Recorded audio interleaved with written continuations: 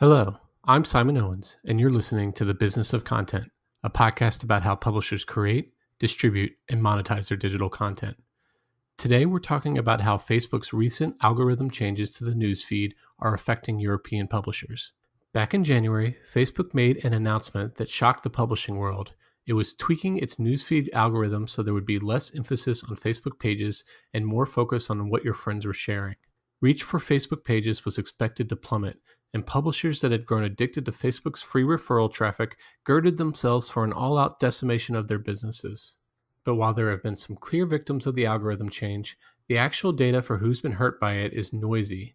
Some publishers have seen a dip in Facebook engagement, while others have remained steady or even improved. That's the case for US publishers at least. But what about Europe? To find out, I interviewed Steve El-Sharawy, head of innovation at Easy Insights, a platform that tracks Facebook engagement for publishers. I asked El-Sharawy about how European publishers reacted to the announced algorithm changes and whether there are any clear winners and losers in the ordeal. Let's jump right into it. Hey, Steve, thanks for joining us. Thank you for having me. So you're the head of innovation at a company called Easy Insights. Is that how it's pronounced? Can you give us a sense of what your company does? Absolutely. Yes, it is pronounced like that. And what we do is we have a tool that we sell mainly to publishers, so news publishers, content publishers around the world. We discover content and articles as they're published around the world, and we look at the engagement on social media that they pick up, so we can then order them in terms of what people are most interested in at any given moment. Mm-hmm. And one of the major platforms that you track is Facebook. So there's you're kind of like analogous to like a tool called that a lot of US publishers use called CrowdTangle, and so you're able to actually track the actual engagement rates for publishers' Facebook pages, which is immensely insightful for trying to track long-term trends and how Facebook's algorithm is treating publishers, right? Yes, that's correct.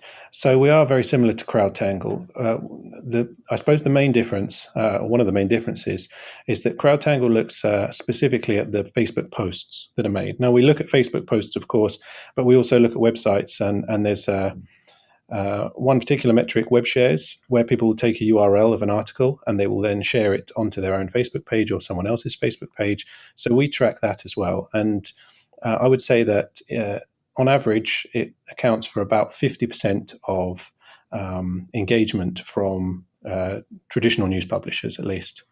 So we are very similar to CrowdTangle. We track that engagement in real time. And also, of course, the fun part is analyzing historically and seeing those trends happening. And your clients are just like major brands, publishers that utilize Facebook in their marketing strategies? Right. Yes, we have newspapers, broadcasters, anyone who's publishing news. We have viral pages.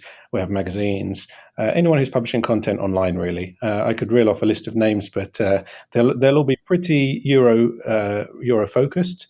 Mainly our customer base in Europe, but some in South America as well. Don't actually have any customers in the US right now, but we'll see. Yeah. So as we all know, Facebook announced a major change to its algorithm in January that would downgrade pagers and publishers within the algorithm, in exchange for upgrading posts from your friends and also from Facebook groups.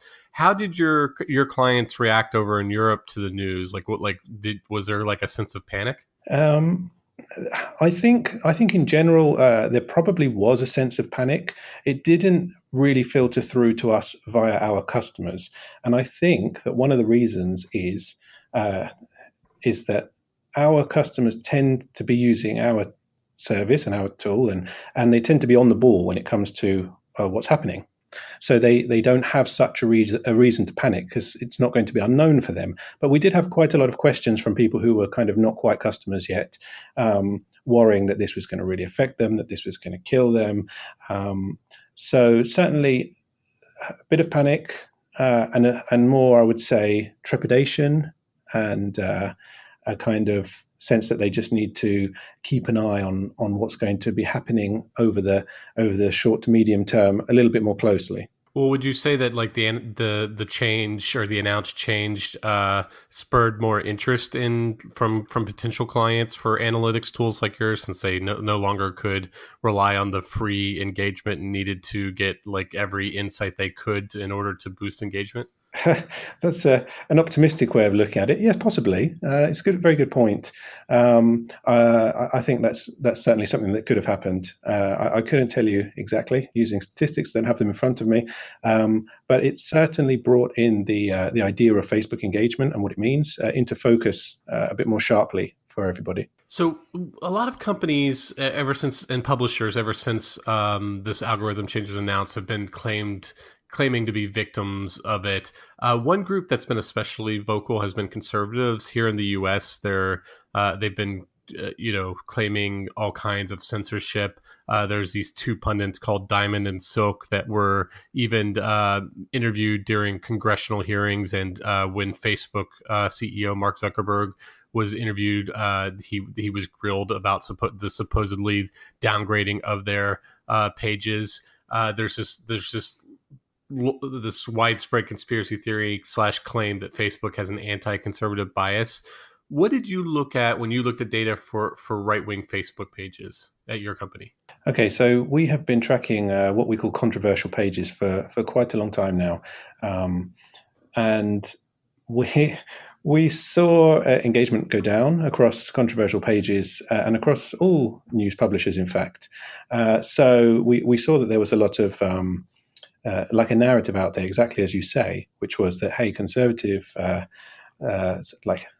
or far right publishers and maybe controversial pages as well are being targeted and being kind of bullied down by Facebook. And in fact, what we saw on content from those pages was a lot of posts that were pleading with their followers and their fans, hey, you follow us on Facebook, but you might not see us in the future so much, so please subscribe to our newsletter or follow us on another platform or subscribe to our WhatsApp channel.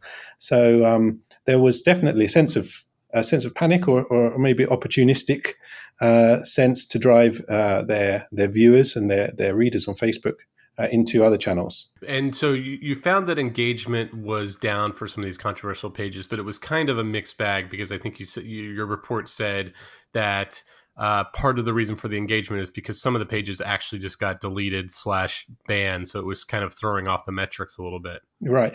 Yeah, I get this idea that this it's a conspiracy against conservative sites. But so we decided to investigate that and try and take a very neutral look at the data and see, is it really true?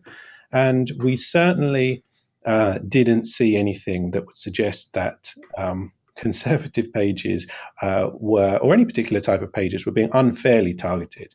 So what we saw was that conservative or far right and far right leaning pages in the US and UK we looked at, they do really well.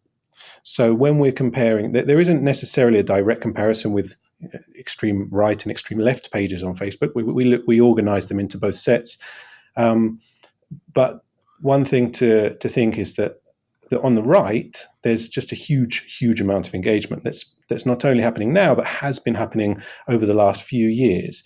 Now, the drop they've had, I think about a third of it was from page deletions. So quite high profile manual page deletions. If you look in the UK, we had Britain First's page, I think was finally kicked off of Facebook for contravening their community guidelines multiple times.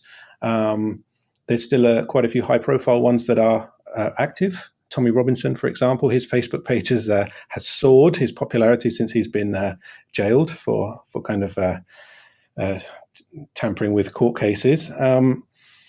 But what we saw in terms of overall decline, even taking into account those manual page deletions, was in line with general trends that we see across all news publishers, be they on the fringes or be they in the mainstream. We've analysed several different countries. We're working through Europe at the moment, and so far we've seen that the Netherlands has been most affected in terms of percentage, and so the news industry and publishing industry there, they've dropped slightly more, I think, than any of the far right pages on their own, any of the conservative kind of outside of the mainstream media. So, if I'm understanding it correctly, so there was so much engagement on the far right pages that even though that they've seen a steeper drop than some other categories, they're still overall, in terms of overall raw engagement, they're still seeing more engagement than most other publisher categories.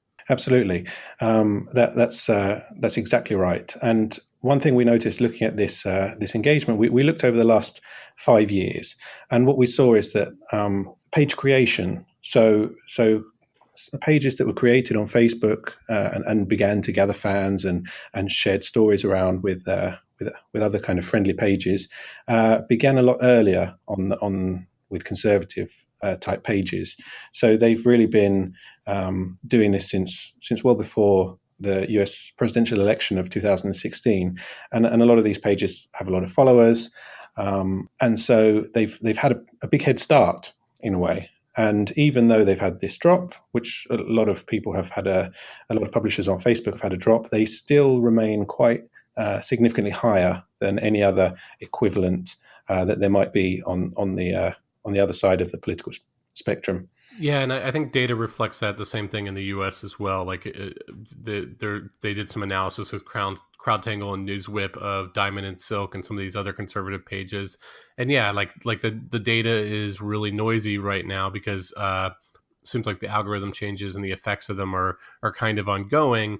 But overall, at least in the U.S., like liberal pages have actually seen a huge drop in engagement, much steeper than conservative pages. Like, you know, like Donald Trump, his Facebook engagement has remained relatively steady, whereas you know, Elizabeth Warren and Bernie Sanders, two liberal firebrands who have done well on social media, their pages have seen really steep drops in engagement. So at least based on the data that I've reviewed, I'm not seeing any kind of specific targeting of conservatives in general. Obviously, they're a little bit more likely to step over the line and violate terms of service. And as you kind of noticed, as you noted in your report, then they're a little bit more likely to be deleted overall. But in terms of the pages that stay up, it doesn't seem like the engagement is out of line with the drop in engagement of other publishers. No, that's good observation. That's exactly right.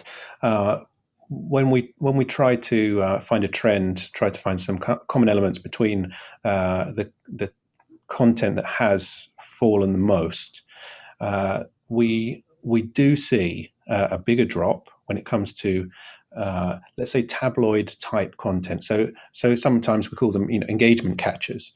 So posts that are out there that encourage people to perform some sort of hey, say yes here, or say no, or write your name, or do something. So it's this kind of empty engagement that drives quite a lot of the numbers for tabloid pages, and they've become used to getting these peaks, which drives their reach. And it seems like Facebook has targeted that kind of engagement. Now, that kind of engagement works a lot on light entertainment industry, celebrity pages, and things like that. So we've seen quite a steep drop on quite a few of them. But it's also a method that's quite commonly employed on the far right and on conservative pages. They'll use a lot of this in a slightly different way, but they'll encourage people to engage in that way. And whereas the difference is on the let's say the liberal or the far left pages, we don't see quite the same kind of approach when it comes to their content. We see them much more sharing stories from the mainstream media, from traditional publishers, just asking people to read it in a way and click through, and not asking them to do something specific. So we see that particular type of content is targeted everywhere, not just on, let's say, the conservative type pages. Mm-hmm. Yeah, and I think, like, I mean, maybe this is my own personal bias stepping in, but I think of liberalism being a little bit more big tent ideology with more diverse interests, whereas like the conservative ideology is slightly more in lockstep. So it's probably harder to get the liberal community to act within more like in unison, where they're showing huge waves of engagement for every single cause or whatever, whereas like right wing groups, it's a little bit more tribal. But I don't know, maybe that's my own biases. And so you also did, as you mentioned, you did a specific study on Facebook pages for news publishers in the Netherlands. Like overall, how much of a drop in engagement did they see? Well, the Netherlands was quite an alarming case. We have quite a few customers there, and we really saw a lot of them dropping in terms of Facebook engagement. And we took 6 month period, last 6 months from about May this year and previous to that, and we saw a drop on the top publishers by about 36%, I believe, overall. So it wasn't very good news for them. One thing we did see was quite a few local news publishers and local broadcasters. So really quite small pages did actually go against the grain and went up in terms of their engagement. And I'm not sure if the engagement that they gained was enough to offset the engagement that was lost. But I shouldn't think so, because those pages are quite small. However, the Netherlands is quite an interesting country in terms of the way the media is spread out across the country, because they have tons and tons of publicly funded local broadcasters and publishers. So if the Facebook algorithm changes were designed to, as they said, boost local news and bring down slightly the bigger publishers, it would have a bigger effect in the Netherlands, where there are a lot more of these smaller local publishers, and at the expense of the bigger ones. Yeah, Facebook did announce that they're trying to put more emphasis, and they're rolling out all kinds of new tools to help local publishers. So that's interesting that you're seeing that effect. In fact, you're the first place that I've heard actual data showing that local publishers seem to be seeing an engagement boost. So that sounds somewhat encouraging. Yeah, I mean, it is encouraging, and it's not encouraging. It really, the problem is, when you look at this kind of thing on a country level, and you go to the country level and you look at the resources that there are behind local broadcasters, they're different across all different countries, and they're different from area to area. In some places, heavily publicly funded, and in other places, commercial local broadcasters do well. And it's all very well to say, hey, we want the local pages to do better in this country, but it's tampering with an entire news ecosystem that exists, which is different from country to country. And so it's really a bit of a blunt way to do it, to kind of tweak an algorithm and say, we decide who does better. In the Netherlands, a lot of the local broadcasters are publicly funded. So actually, what you're getting is that the publicly funded broadcasters are maybe doing slightly better on the local level at the expense of commercial broadcasters, who are the national ones. So it creates even more of a tension between these publicly funded broadcasters and the commercial ones, who complain that the public ones are kind of competing with them and taking their revenue away. Mm-hmm. So you saw in this report a big drop in engagement for video, and it looked like the posts for links and photos, they saw a little bit of a drop, but remained relatively steady. So a lot of the drop in engagement can be attributed to video. Like, why do you think that is? Why? That is exactly what we saw. Yes, we saw video drop the most. We saw links, so articles posted on Facebook, they remained relatively steady, and in fact, interestingly, we saw photo engagement go up, which hasn't gone up for a long time. Mm-hmm.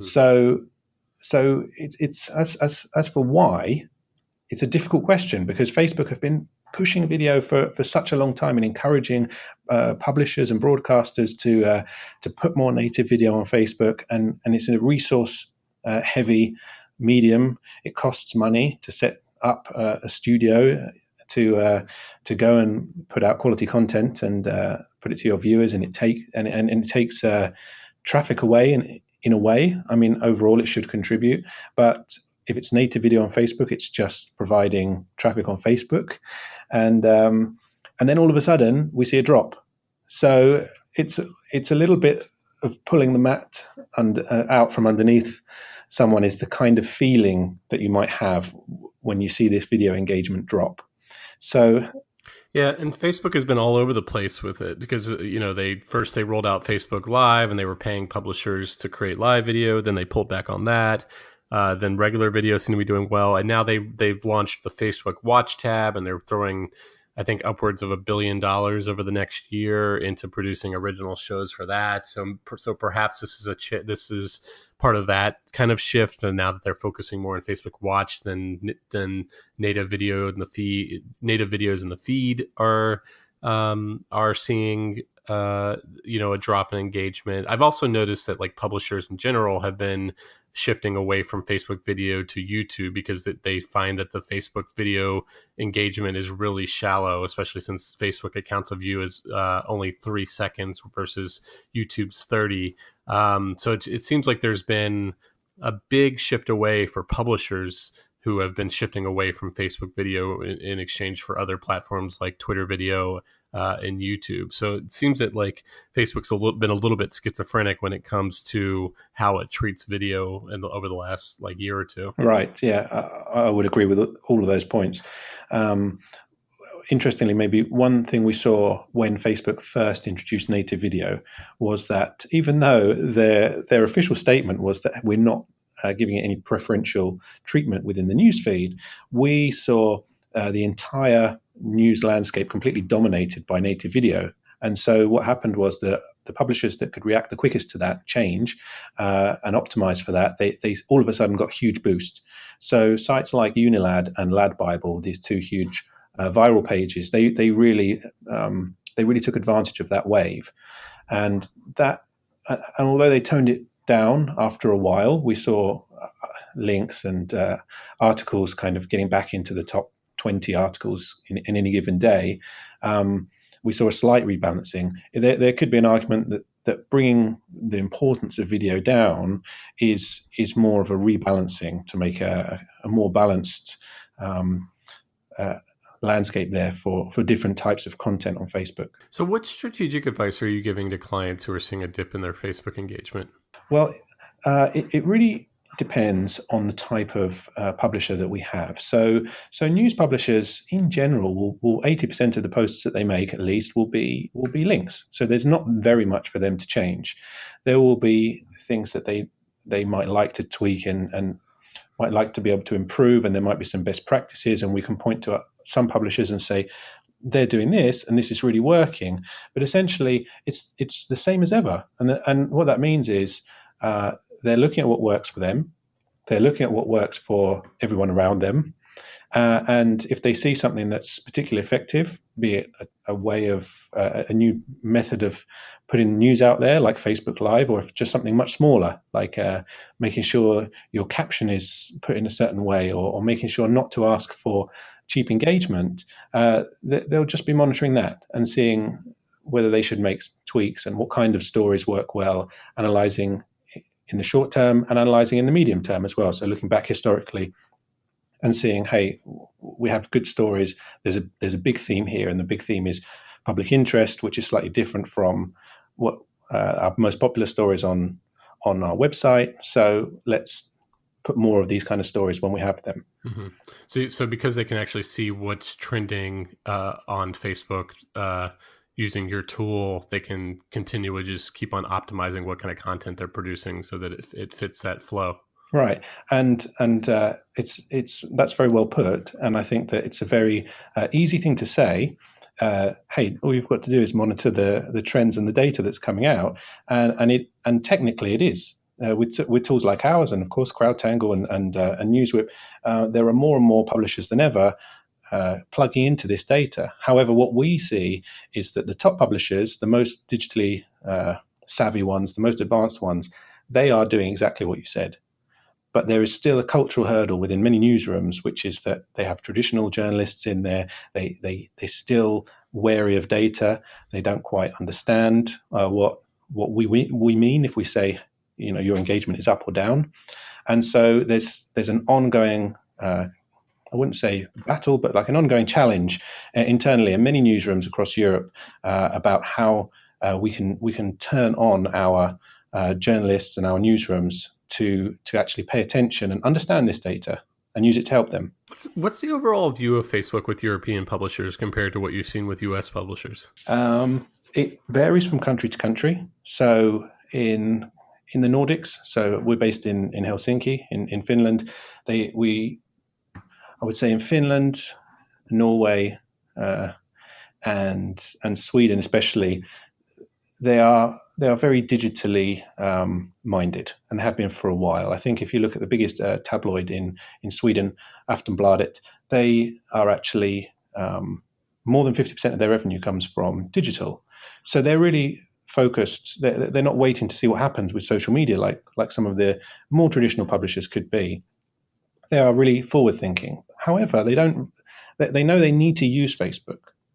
They know that Facebook is a tool currently, but they don't make any decision like, hey, we're going to stake everything on Facebook video, and then when we get tripped up, we're going to blame Facebook. They have considered this idea of what would happen if Facebook just stopped being a news platform. What would we do? And they have systems in place, and they have apps, and they have strong websites. So they maintain all of that as well as optimizing for the Facebook platform. So I think each of these different platforms, whether they're viewed positively or negatively, is almost irrelevant for if it's bringing traffic. And so there's a lot of discussion around Facebook, how do publishers feel, but if it's bringing in traffic, then it has to be considered in an important way. And I've certainly seen a shift of attitude in the last, I would say, 2 or 3 years, where most journalists would be on Twitter. And unfortunately, in the Nordics, especially, and in Europe, Twitter is not necessarily so big as it is in the US. But all the journalists are on Twitter, so the idea of it is bigger than the actual reality of it. And so we had a lot of journalists saying, "Hey, I keep an eye on Twitter all the time." And then, as I would say, probably about 18 months ago, I started seeing presentations from journalists saying, "Hey, we used to keep an eye on Twitter all the time. Well, we still do, but it only provides 2 to 4% of our traffic, whereas Facebook is 20 to 40% of our traffic." So if it's providing that much traffic, then it has to be considered with that, percentage of importance, whether they like it or not, really. Are European publishers, are they more open to large platforms like Google and Facebook being more strictly regulated? I would say almost certainly yes. There's a lot of friction when it comes to having platforms out of Europe deciding, making content decisions, which we've seen happen when certain particular pictures have been deleted because they are running afoul of Facebook's US-based community standards, which are not the same as within different areas of Europe. Even different from the south to the north of Europe. There's different standards and norms that apply. And I think we had the Norwegian Prime Minister reposted something and then had her Facebook page banned or temporarily banned for a little bit. And so that kind of thing is certainly a cause for concern amongst European broadcasters and publishers. Well, Steve, those were all the questions I had. Thanks so much for joining us. Where can people find you online? So you can find me personally on Twitter if you like. My Twitter handle is Stiff, STIFF. You can find out more about Easy Insights. It's EZYinsights.com. And you can look forward to reading our upcoming country reports. We've had Netherlands and Germany so far, and we have Spain coming up next. Okay, great. Well, I hope you send those my way. Well, thanks so much. This was fun. Will do. Thank you very much. Okay, that's all we have for you today. Be sure to subscribe to the Business of Content on iTunes or wherever you get your podcast. See you next week.